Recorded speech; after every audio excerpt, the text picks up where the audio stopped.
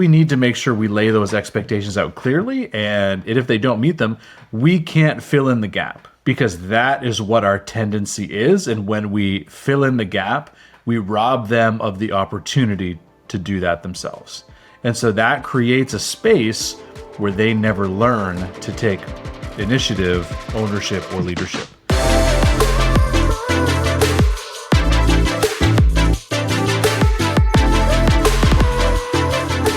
Welcome back to the Restaurant Growth Accelerator Podcast. I'm your host, Andrew Scott, multi-unit restaurant owner for almost 20 years, and we help restaurant owners increase their sales, increase their bottom line, and help them have more freedom with their time. And yes, I planned that to rhyme. I missed my career as a rapper. Anyway, what we're talking about today is how to get your managers to actually take ownership and take accountability within your business. Because how many times have you shown up and you're the one still pulling your managers forward?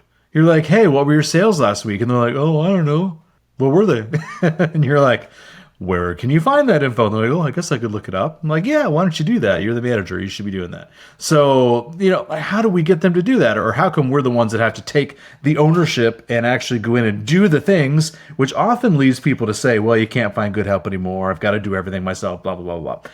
How do we do that? And so, Nathan, you are someone who's always told me, yeah, they better show up prepared. They need to be up reporting, not you pulling information from them. So let's walk us through that. Like, what does that look like when you are managing some really high performing businesses? What did that look like? And what did you do to help create that?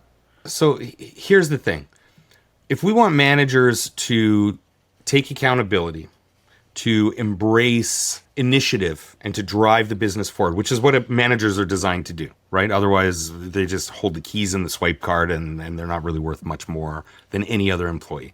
A great manager, a great leader, has a very clear understanding of where the business is going. This is the first part. They have to have a very clear understanding of what's expected of them in terms of activity, but also in terms of performance. If they do not know where they are rowing this boat, they're not going to get there. That's always the first piece.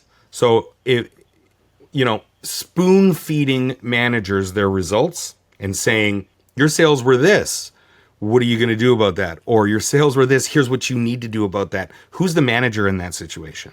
Yep. Right? Is it you or is it them? Telling them and making it very clear, here's what's expected of you, here are the results that are expected, here's where you gather that information. I want you to present that information to me along with a strategy to move those needles forward from where we are to where we need to be. That's the first piece, is just expressing it and making sure that there is clarity. That's always the first part, in my opinion. Yep. Yeah. And, setting expectations is such a huge part, right? It's if they don't know what they should be doing, how are they going to do it? And here's the other one. If you keep doing it for them, are they ever going to change? If you can find the information, they can find the information. Yeah. But the whole point is if you keep giving it to them, like, are they ever going to change? No. They're just going to keep on. They're going to do the same thing over and over. They're just going to be a hungry bird sitting there waiting for you to continue to feed them. That's it. Yeah. That's a weird visual, by the way, but thank you for that.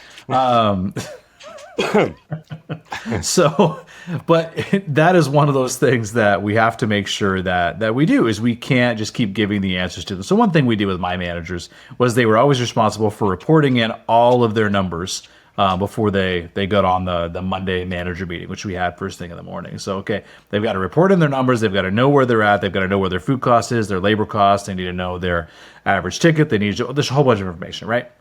And so then the expectations, they come and they are ready to do stuff. Hey, this was over, but here's what we're going to do about it, right? And if someone's not doing that, right, you have to pull them aside and be like, hey, why aren't you doing that? That's what's expected in this environment. Right? Now, most of us will lead and be like, okay, well, what are you going to do about that? Right? A lot of us will just lead and be like, okay, well, what are you going to do about that? What are you going to do about this?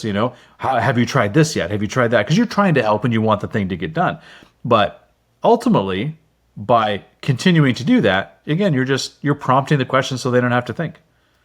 And Instead, I would sit there and be like, all right, so if you were me, what question would you be asking right now?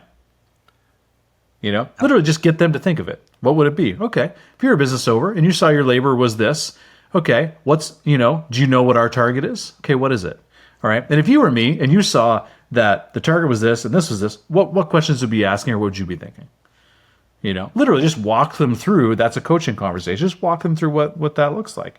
The first time you do it, they're not going to know it. They're not going to do it well. But if you make that conversation painful enough, they will be ready the next time because they do not want to go through that same conversation again. Or if you have a team of managers and you ask one and you do that with the first one, you bet the other ones are like, all right, they're scribbling down notes on how they need to come prepared for that. And so we need to make sure we lay those expectations out clearly. And if they don't meet them, we can't fill in the gap because that is what our tendency is. And when we fill in the gap, we rob them of the opportunity to do that themselves. And so that creates a space where they never learn to take initiative, ownership, or leadership. Because here's the thing, right?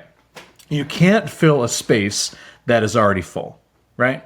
If a cup is full of water, you can't put more water in it because it's going to overflow. And if you always fill the cup because you step in and do it because maybe they didn't fill it fast enough, then they're going to go and try and fill this cup. Well, it's already full. There's nowhere for them to put their water, right? Because you've always filled it. You have to leave space that they can then fill. And if they don't fill it, then you can have conversations around that. But if you automatically do it for them and you automatically step in, you rob them of the opportunity to learn how to do that.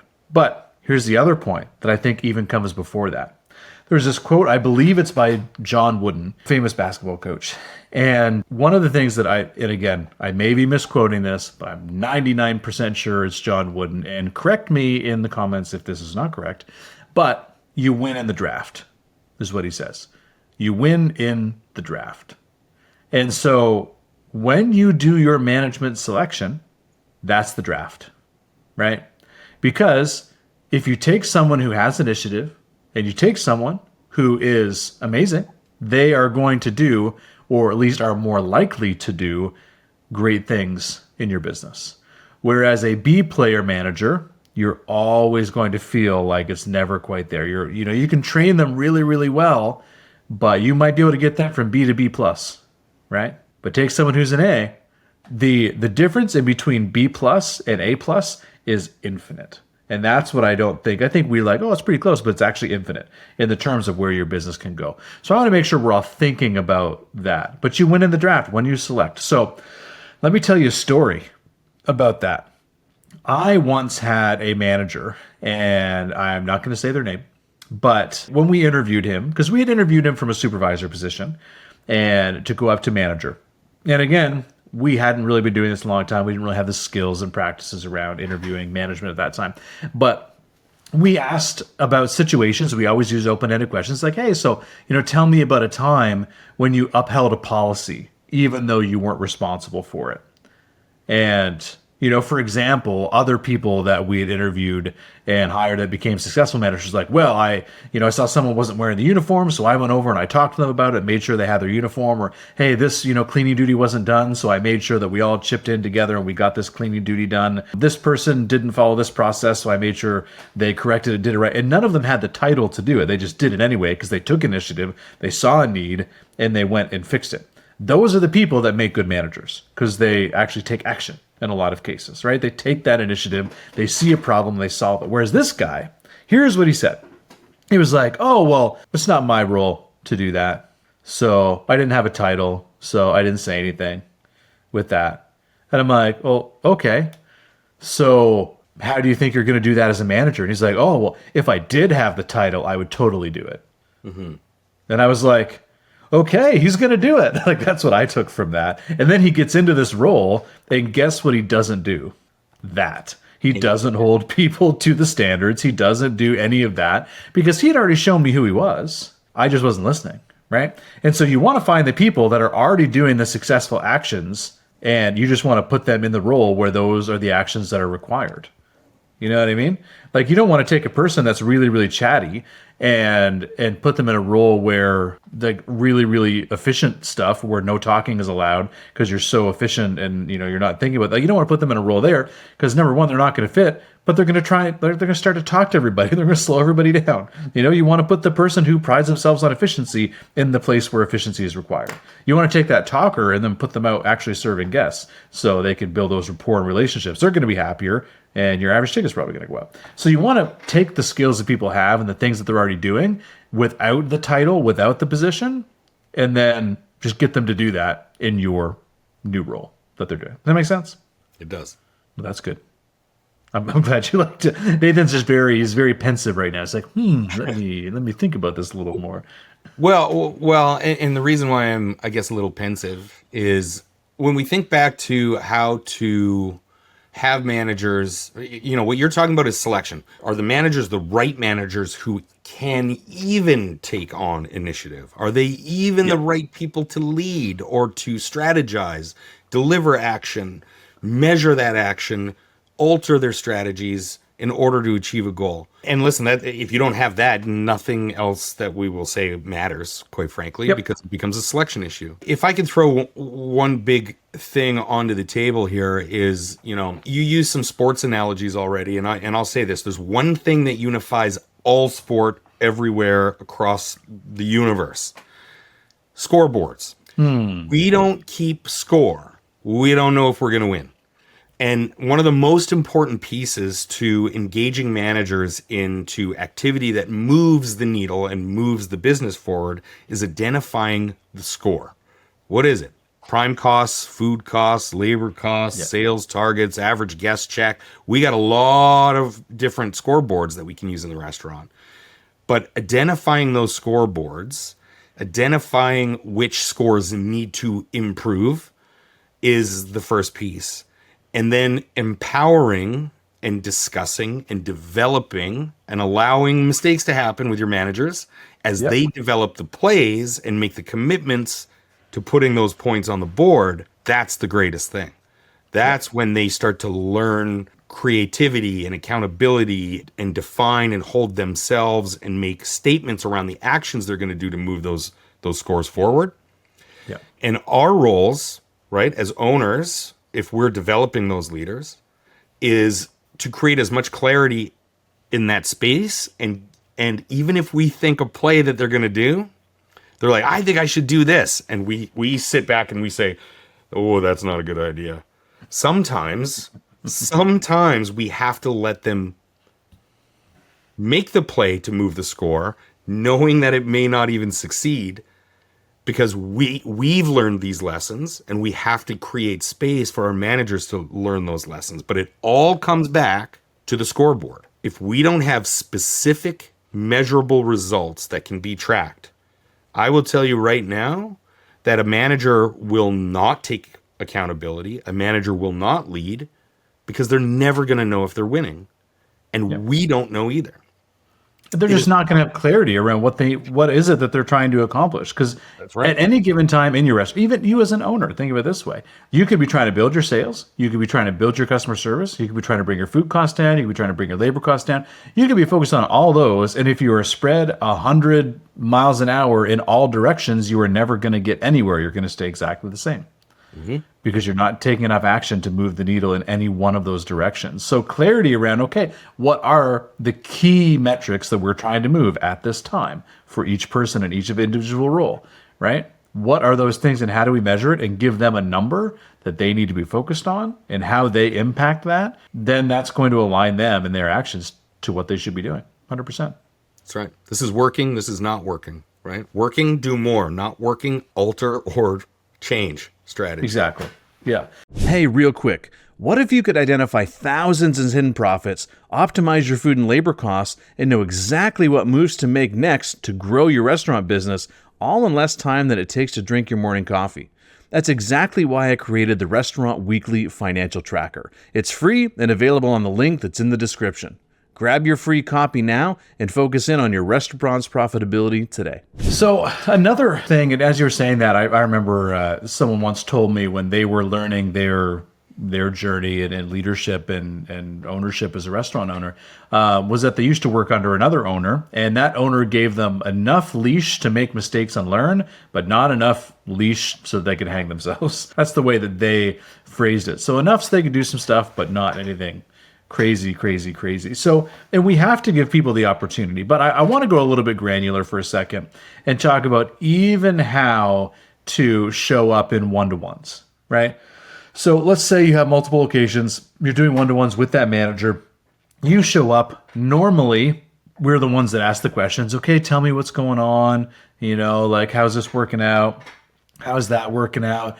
What do you need from me? Oh, you need me to fix this, because there's always something that needs to be fixed. So it's like, oh, you need me to fix this or that. Okay, I got to go take a look at the toilet or whatever it is. The bathroom mirror's coming down. Who knows? One guy dropped an X-Acto knife in the toilet once, had to bring in a plumber. Anyway, like, you never know. It's always something. So the point is, they are always the one, like, you're leading it. When in actuality, you need to set it up so that you're showing up and they are showing up as like, okay, here's what I need from you. Hey, this is what's going on. These are the actions I've taken to get this done. Here's what that's resulted in. How can I do better? Right? So we have to train our people to take that initiative when they are coming to their one-to-ones with us. And we'll never do that if we lead. So we need to literally set up the framework. We basically kind of need to outline what are the questions that they need to ask. So, first we clarify where we're going, what the direction is, what the metrics are, and then say, okay, next week, I want you to start off this one-to-one being like, hey, I did this. Let me know how it's going. Let me know where you're stuck and where you need input. And then let me know what you need from me, and I will coach you and I will help you. But I'm not going to be the one that's doing this for you, and I'm not going to prompt you on what that is. That is your role as a manager. Yes. Set that from the very beginning, when they're out of training, of course, once they have their feet under them a little bit. But you have to set that up, because otherwise you're going to be the one in there feeling like you're pushing them. Because once they say an action and they tell you all that stuff, they need to take responsibility for it. And if they don't do it, then you have to say, hey, so how come this didn't get done? What's in the way that's prevented this? Maybe there's a roadblock they don't know how to solve. But the point is, they need to be able to have that conversation and bring that to you so you guys can solve it. I like that you use the word, pushing, right? I'm not going to be the one to push you. Here's always been a philosophy of mine, is that, in fact, I will push you, but I will not pull you across the finish line, right? I'm going to point you, I'm going to prod you, I'm going to, poke you, get you running, but I will not be the one who drags you across the finish line. You are going to be the one in front of me who gets there. And defining what that finish line looks like in that scoreboard is a big part of it. I want to throw this out because we've talked about, showing up to whatever weekly one-on-ones or whatever that structure is. Here's what I have learned over the years is we are only going to look at success in the pieces of time that we focus on. And what I mean by that is, let's say we have a focus or a target or an initiative where we want to grow sales over whatever the next quarter. We have a quarterly plan. This quarter, here are the things we're doing, and here's where we're going to end up. If you only go back and measure and look at that at the end of the quarter, right? So we said, here's what we're going to do for the quarter, and then we don't talk about it again until the end of the quarter. What do you think is going to happen, right? Nothing. We're going to lose focus on it. We're not going to identify that, I'm here now. I need to be here by this time, here by this time, here by this time. And then at the end of the quarter, I'm going to be where I need to be.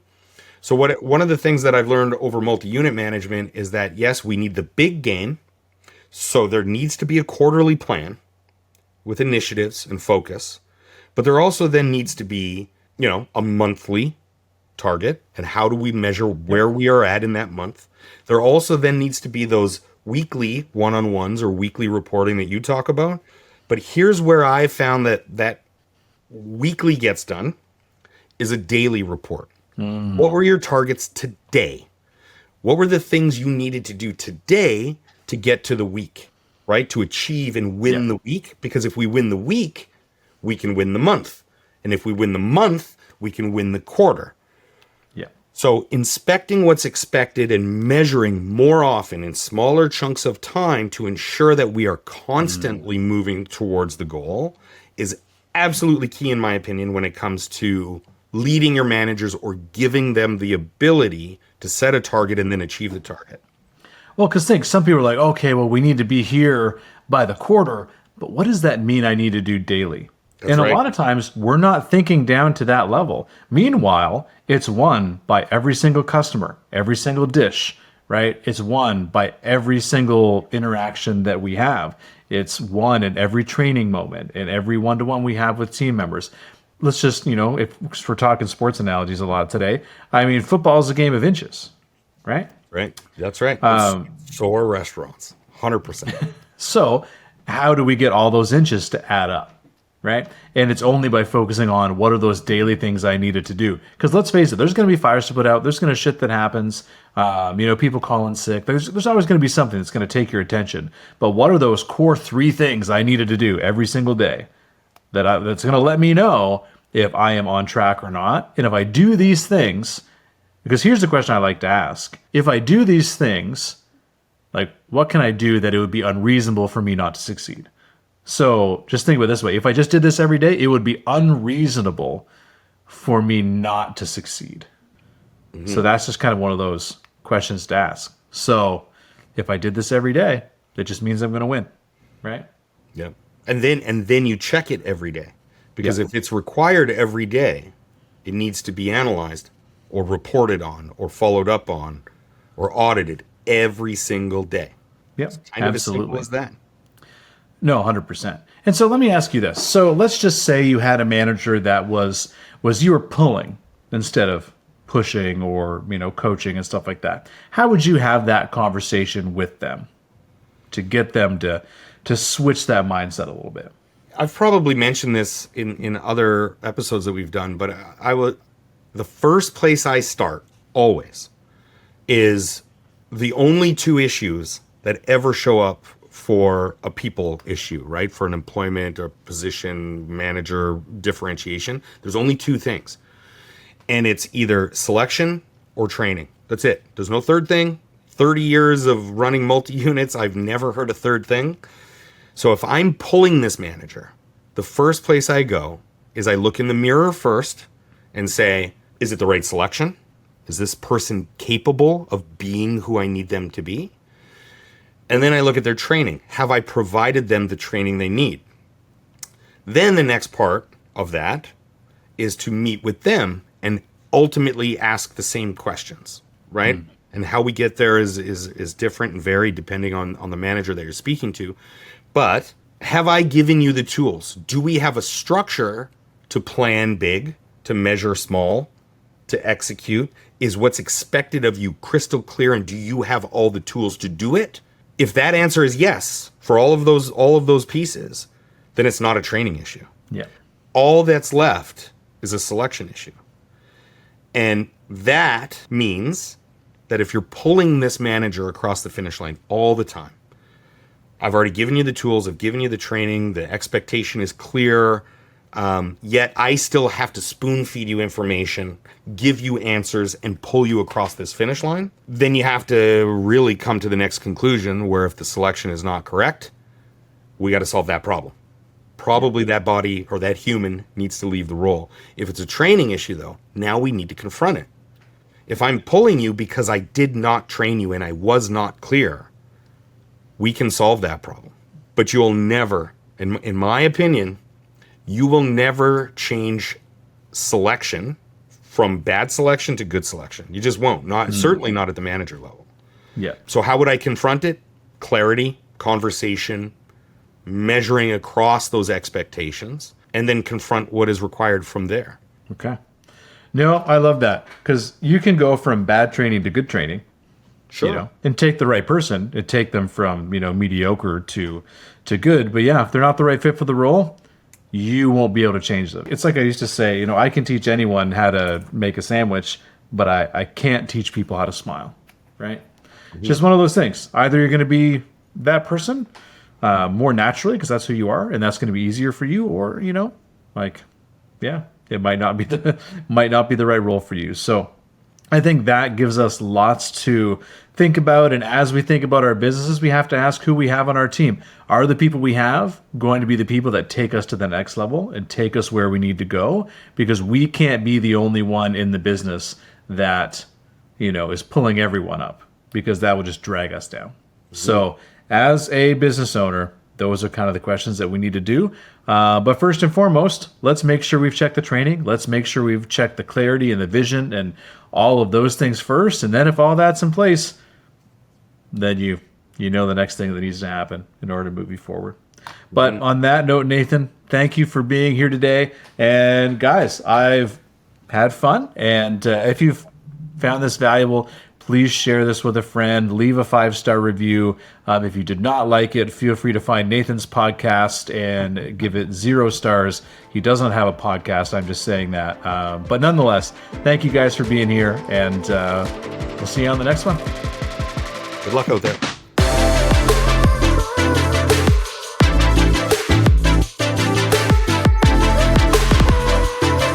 This episode is brought to you by Ownership Training, where we help restaurant owners increase their profits while spending more time with their family. And if you want to know exactly what it would take to grow your profit margin to 15% and beyond while spending more time with your family, my team has a few spots open this week for a free 15-minute restaurant assessment call. Just click the Book a Call link in the description, and we'll show you the exact frameworks we're using to help our clients do this in as little as 6 to 8 weeks. Thanks for listening, and we'll see you on the next episode.